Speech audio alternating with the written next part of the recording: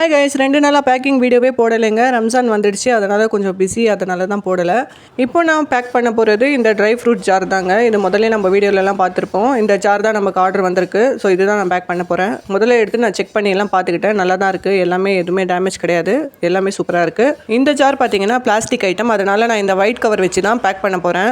இதில் பேக் பண்ணிவிட்டு அதுக்கப்புறம் தான் பாக்ஸில் வச்சு அதுக்கப்புறம் தான் டேப் பண்ண போகிறேன். போன வீடியோவில் லிஸ்ட் பண்ணுறதை பற்றி சொல்லியிருப்பேன். லிஸ்ட் பண்ணும்போது ஃபோட்டோஸ் மஸ்ட் அப்படின்னு சொல்லிட்டு ஃபோட்டோஸ் வந்து ரொம்ப கிளியராக இருக்கணும் அப்படி சொல்லியிருப்பேன். 9 ஃபோட்டோஸ் வந்து அட்டாச் பண்ணணும். அப்படி இல்லைனா உங்ககிட்ட எவ்வளோ ஃபோட்டோஸ் இருக்கோ அவ்வளோ நீங்கள் அட்டாச் பண்ணலாம். ஃபோட்டோஸ் வந்து கிளியராக இருக்கணும் அப்படின்னு ஏன் சொல்கிறேன்னா, ஃபோட்டோஸ் பார்த்து தான் வந்து இம்ப்ரெஸ் ஆவாங்க.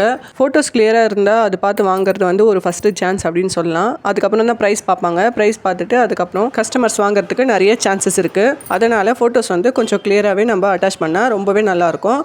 அதுக்கப்புறம் பார்த்தீங்கன்னா ப்ரைஸ் வந்து ஃபிக்ஸ் பண்ணணும். எப்படி நீங்கள் ப்ரைஸ் ஃபிக்ஸ் பண்ணுறதுன்னு சொல்லிட்டு நான் உங்களுக்கு அடுத்த வீடியோவில் சொல்கிறேன். கொஞ்சம் வந்து டீட்டெயிலாக சொன்னால் உங்களுக்கு ஈஸியாகவே புரியும். அதனால தான் கொஞ்சம் டீட்டெயிலாகவே நான் அடுத்த வீடியோவில் சொல்கிறேன். அதுக்கப்புறம் பார்த்தீங்கன்னா நீங்கள் எந்த பொருள் சேல் பண்ண போகிறீங்களோ, இப்போது எக்ஸாம்பிளுக்கு இந்த பிளாஸ்டிக் அப்படின்னு எடுத்துக்கோங்க. இந்த பிளாஸ்டிக்கில் வந்து நிறைய டைப்ஸ் இருக்குல்ல, அந்த மாதிரி டைப்ஸ் வந்து அதில் கொடுத்துருப்பாங்க. அதில் பார்த்து நீங்கள் செலக்ட் பண்ணிக்கலாம். அதனால தான் நீங்கள் வந்து என்ன சேல் பண்ண போகிறீங்களோ அதோட டைப் வந்து உங்களுக்கு கண்டிப்பாக தெரிஞ்சிருக்கணும். அதுக்கப்புறம் கலர் கேட்டிருப்பாங்க. நீங்கள் சேல் பண்ண போகிற பொருளுடைய கலர் வந்து நீங்கள் செலக்ட் பண்ணிக்கணும். அதுக்கப்புறம் மேனுஃபேக்சர் எங்கே பண்ணுறாங்க அப்படின்னு கேட்பாங்க. நீங்கள் அதோட டீட்டெயில்ஸும் தெரிஞ்சு வச்சுக்கணும். அதுவும் நீங்கள் வந்து அதில் வந்து டைப் பண்ணிடணும். அதுக்கப்புறம் பார்த்தீங்கன்னா நீங்கள் எங்கேருந்து பொருள் வாங்குறீங்களோ அந்த அட்ரஸ் கூட மென்ஷன் பண்ணணும். அதுக்கப்புறம் உங்கள் அட்ரஸ் கூட கேட்பாங்க. உங்கள் அட்ரஸ் எதுக்குன்னா, கஸ்டமர்ஸ்க்கு பொருள் அனுப்பும்போது உங்கள் அட்ரஸ் தான் ஃப்ரெண்டில் போட்டு அனுப்புவாங்க. அதனால் வந்து உங்கள் அட்ரஸ் கண்டிப்பாக மென்ஷன் பண்ணணும். அப்புறம் இன்னொரு முக்கியமான விஷயம் என்னென்னா, மெஷர்மெண்ட்ஸ் வந்து ரொம்பவே அக்யூரேட்டாக இருக்கணும். ஏன்னா அதை வச்சு தான் உங்களுக்கு ஷிப்பிங் சார்ஜ் எல்லாமே பிடிப்பாங்க. உங்கள் மெஷர்மெண்ட் எல்லாமே நீங்கள் கரெக்டாக அளந்து வச்சுக்கோங்க. ஏன்னா அதிகமாக போட்டிங்கன்னா கூட உங்களுக்கு அதிகமாக சார்ஜஸ் பிடிக்க கூட வாய்ப்பு இருக்குது.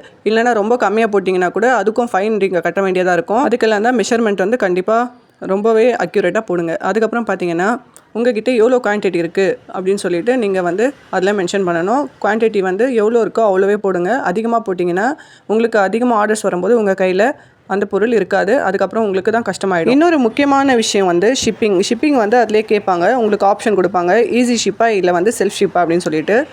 நீங்கள் வந்து செல்ஃப் ஷிப் செலக்ட் பண்ணிங்கன்னா நீங்கள் தான் எடுத்துகிட்டு போயிட்டு கொரியர் பண்ணுற மாதிரி இருக்கும். அந்த சமயத்தில் உங்களுக்கு கொரியர் சார்ஜ் கூட அதிகமாக வர மாதிரி உங்களுக்கு வந்து தோணலாம். அதுவே நீங்கள் வந்து ஈஸி ஷிப் செலக்ட் பண்ணிட்டீங்கன்னா அவங்களே வந்து கொரியர் எடுத்துகிட்டு போயிடுவாங்க. அது மட்டும் இல்லாமல் ஷிப்பிங் சார்ஜ் கூட கொஞ்சம் குறைவாகவே வரும். அது உங்களுக்கு ஏற்ற மாதிரி நீங்கள் செலக்ட் பண்ணிக்கலாம். எது உங்களுக்கு ஈஸியாக இருக்கோ அது நீங்கள் செலக்ட் பண்ணி வச்சுக்கலாம். ஓகே, நான் இப்போ பேக் பண்ணி முடிச்சிட்டேன். என் பேக்கிங் முடிஞ்சிடுச்சு. இதே மாதிரி நம்ம சேனலுக்கு உங்கள் சப்போர்ட்டை கொடுத்துட்டே இருங்க. மறக்காமல் சப்ஸ்கிரைப் பண்ணுங்கள். பாய்.